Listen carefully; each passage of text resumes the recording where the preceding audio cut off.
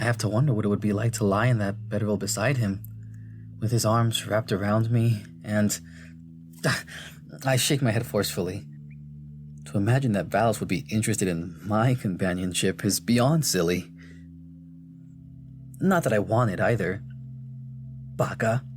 Okay, I'm done. Welcome back, Eddie and everybody. This is Linen Otter here to do another episode of The Taste of Fire. Hopefully we're gonna go ahead and see Valos come back. It's nighttime. Now that I'm awake and aware, I realize that I'd much rather have the dragon here for the night. Hershel seems nice, certainly, but he doesn't make me feel entirely safe. Valos is protective of me, apparently. I still don't know why, or what that even means. And it's not like I like him or anything. And it makes me nervous, but it's also a little reassuring. If not for him, I'd be dead twice over.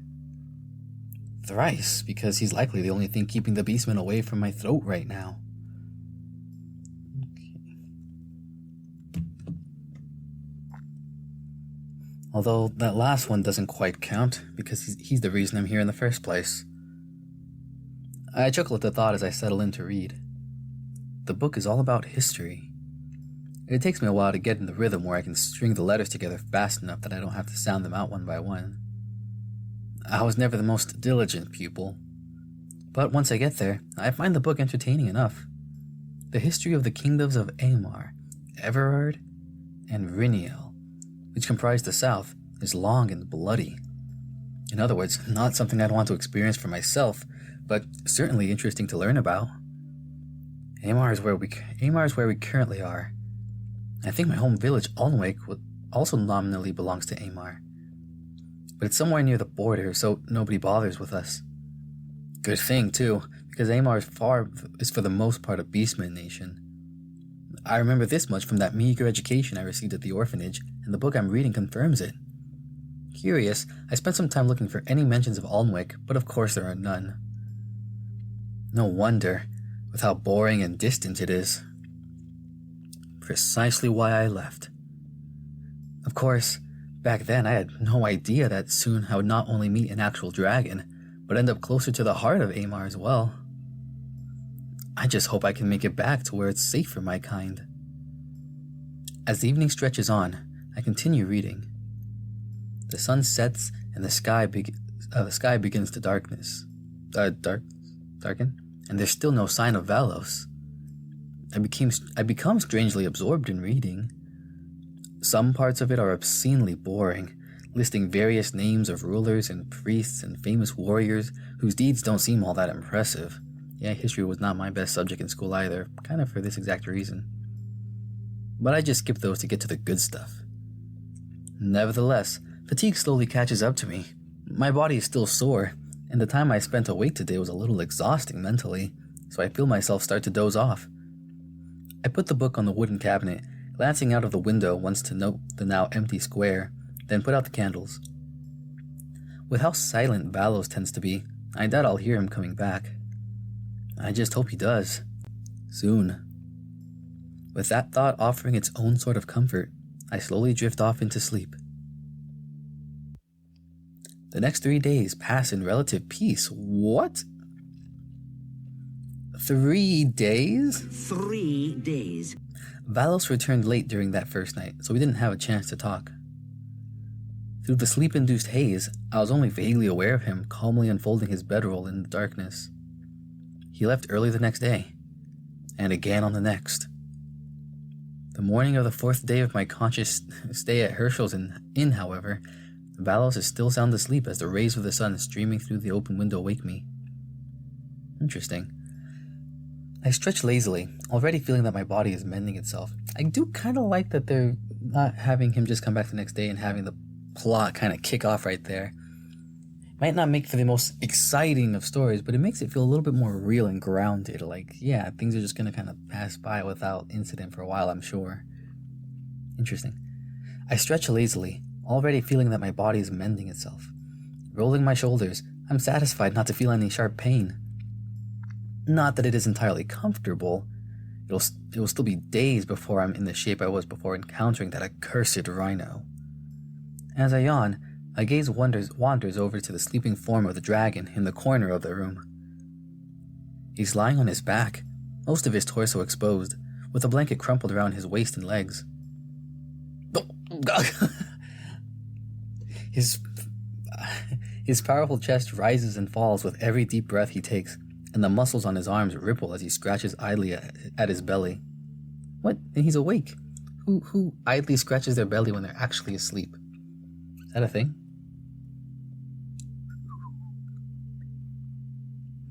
I don't know why I suddenly feel compelled to just stare at him right now.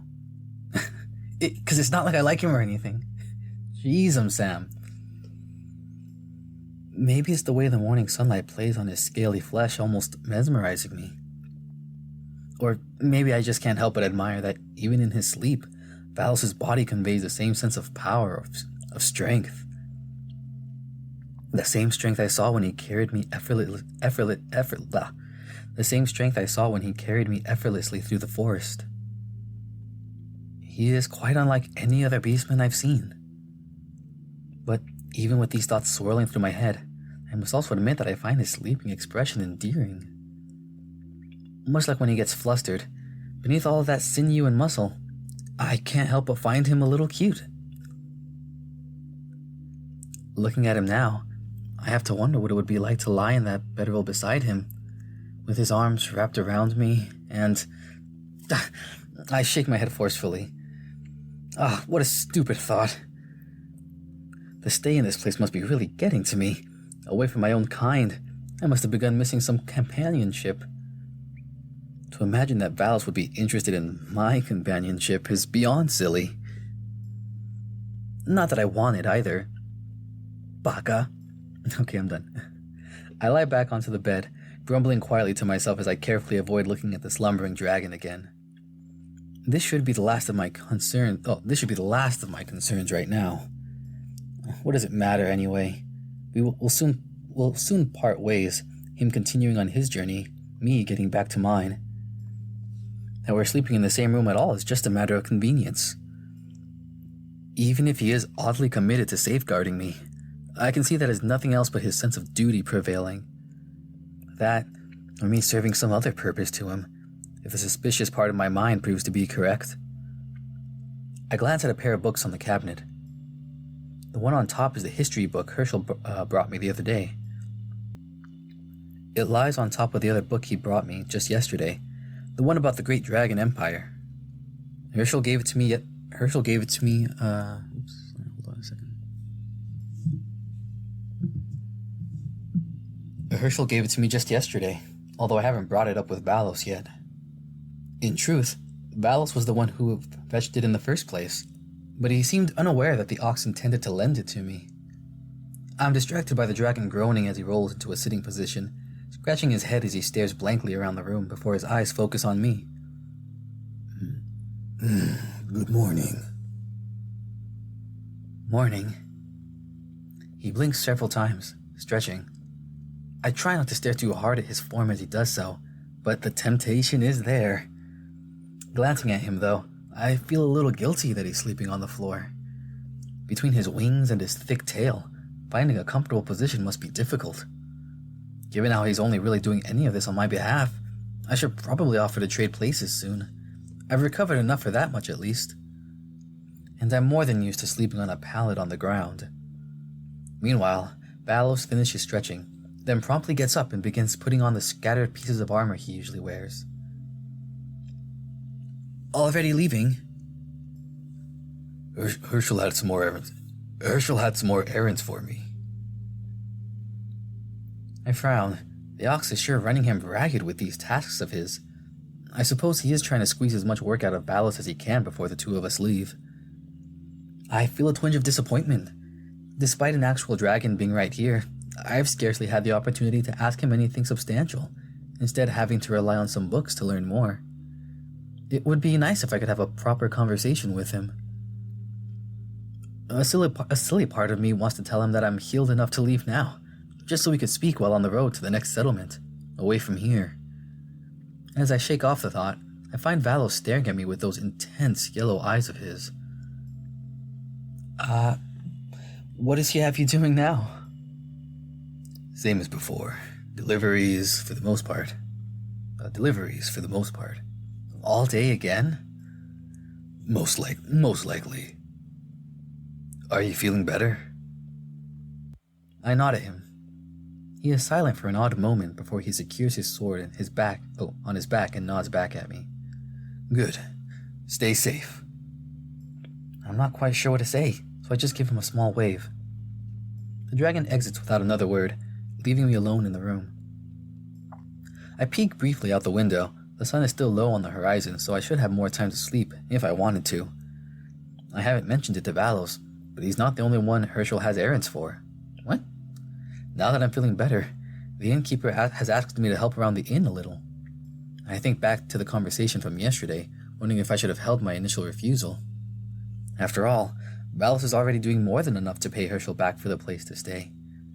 But then the Ox waved the possibility of getting me some extra supplies for when I finally left, as well as a couple books from his collection, if I was helpful. He also assured me that I would be out of sight of any other villagers who might wander into the tavern downstairs. After some thinking, I finally agreed. There should be no harm in it, and staying in this room all day is becoming tiresome, even with the books to entertain me. Since there's still time before I'm supposed to start helping Hershel, I reach over to grab the one on the Great Dragon Empire. As I'm returning to my bed, a piece of paper falls out of it. Ah, damn. I immediately lean to pick it up, panicked that a page was torn. The book isn't mine, and I've been trying to be careful. I don't want to return it to Hershel damaged, given how he seems to treasure these writings. He would probably get mad. Quickly unfolding the piece, I realize it's not in fact a page from this book, but it's a map of all the kingdoms. Ooh. I suppose I didn't notice it was there before. Valos would like this. It's not a very detailed one, only showing the borders between kingdoms and some of the larger landmarks, like forests and mountain chains. I trace the border of Amar with my finger, trying to guess where my own village could be and where we currently are. With nothing more than that to guide me, however, finding the exact positions is impossible. I suppose I could see if Hershel can mark his settlement for me on the map. Valos will definitely want to see this. Maybe now he won't have to pay someone else to give him a map. I fold the piece of paper carefully and put it back between the pages of the book, then prop myself up with a pillow so I can read in comfort. In truth, it's not all that interesting. I was disappointed when Hershel gave it to me, and I first took a look at what it had to offer. The book is similar to the first one the Ox gave me, in that it is mostly a dry retelling of the history of the Great Dragon Empire. It seems to have very little to say about what the dragons are really like, how they act, how they live. When I spoke with Hershel about it later, he told me that the book isn't even up to date. The last ruler of the empire whose reign is described is somehow named Thurina.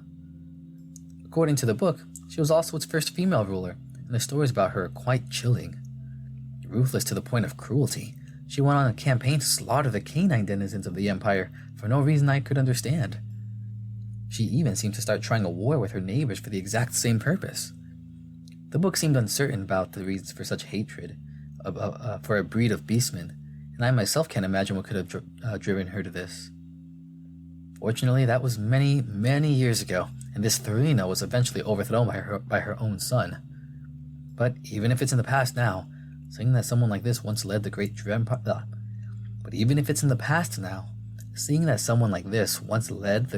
Empire is scary.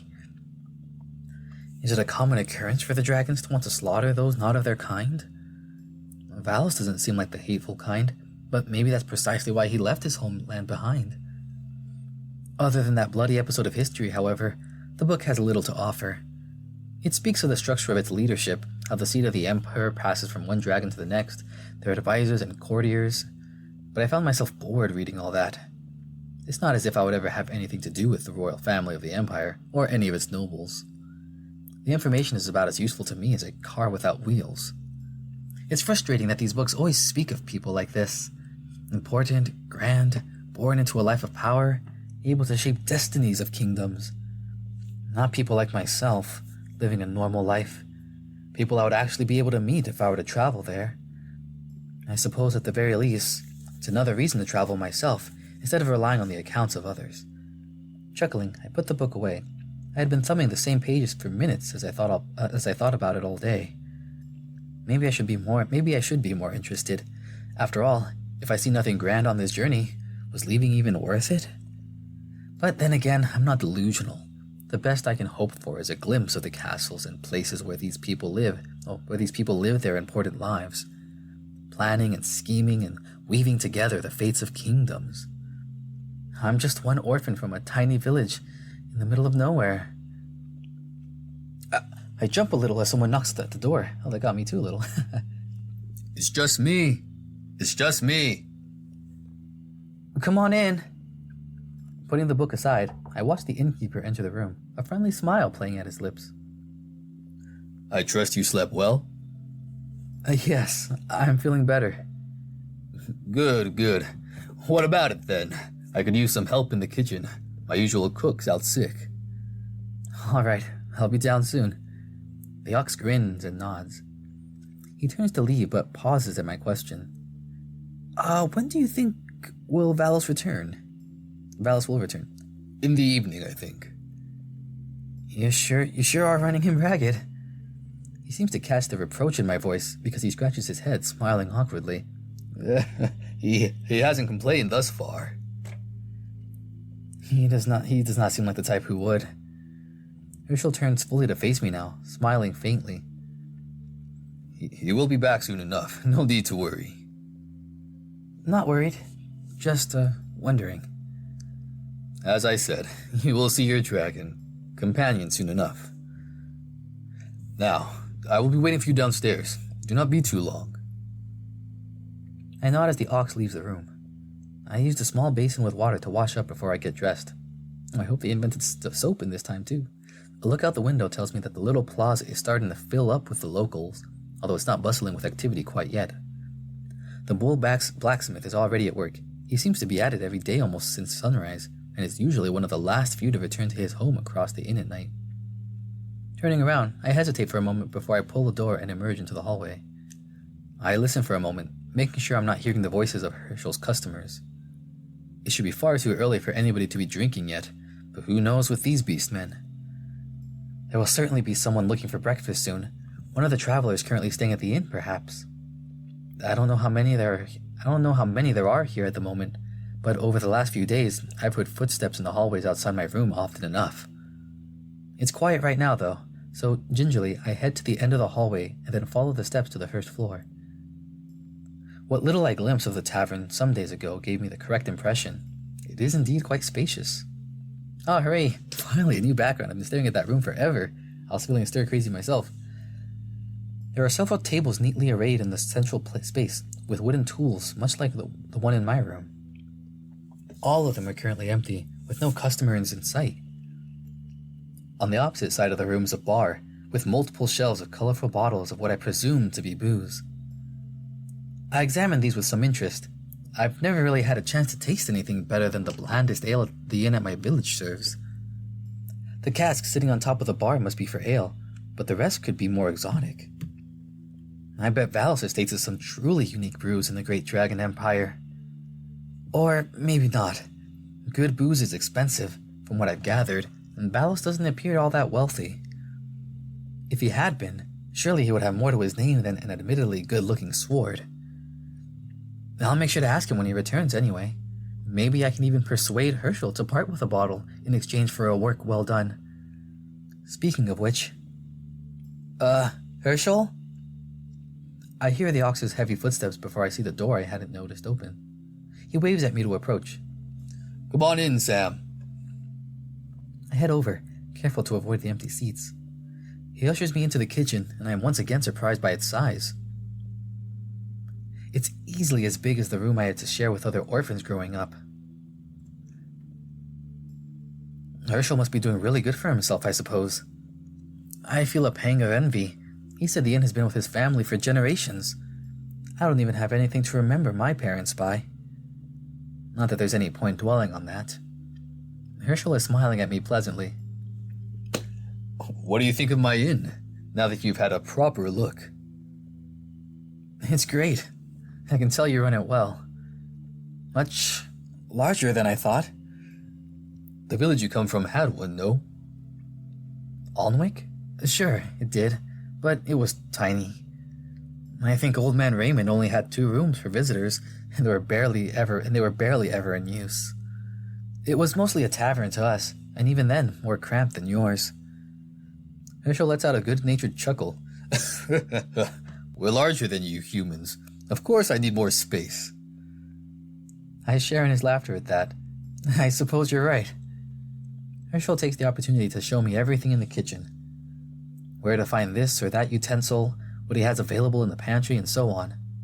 I try to pay attention, although the presence of a window in the room puts me slightly on edge. We are on the 1st floor now. What if a passerby notices me? Hershel finally notices my discomfort as he follows my gaze to the window. Nope. Dismiss. Oh, don't worry about that. It's not facing the plaza. Barely anyone walks on this side. Alrighty. I'm willing to call it here. This next episode, after this one, is probably going to involve, our task we do for Hershel. I have a feeling we'll probably mess it up, or maybe we won't. But regardless, I appreciate you guys watching this episode. I hope you liked it. Stay tuned. Feel free to subscribe to be sure you don't miss when I do upload the next ones. Any likes and comments, I greatly appreciate. I've already gotten close to past 270 subscribers. That's insane. So I'm on the road to 300, basically. And yeah, it's great. I really appreciate it all.